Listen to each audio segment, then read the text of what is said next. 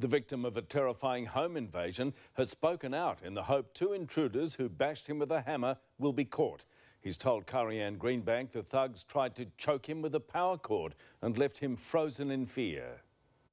From his hospital bed at the Alfred, Arjeeth Gomes recounts the horror that left him with 21 stitches in his scalp. There's not 1 minute in that time period that I didn't think I wasn't going to die. At 2 p.m. yesterday, the 50-year-old father of two says he saw a stranger walk past a window of his Dandenong North home before banging on his front door and smashing its glass panel. Then I saw him stick his hand in and open the door handle, and I started backing back thinking, how am I going to get out of this? Behind the door were two men, one armed with a hammer, the other a rusty fishing knife. They just grabbed me, threw me on the ground, like there was two of them, and then just started raining blows on me. The hammering was the worst because I just thought each blow was going to kill me. Arjeeth says his attackers battered him with the hammer at least 15 times, then grabbed an extension cord, wrapped it around his neck and started dragging him between rooms to point out valuables.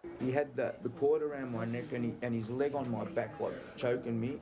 And I'm just trying to pull it back and said, man, I've got two kids that I've got to look after.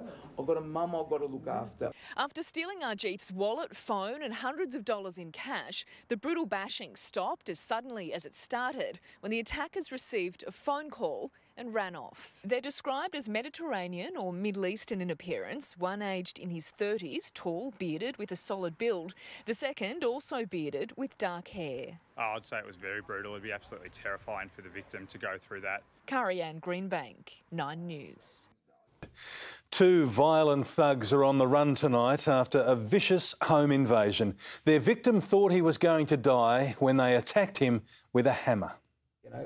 Shortly after spotting a stranger in his front yard, Arch Gomes was under attack. Two men armed with a hammer and a knife smashed their way through the front door.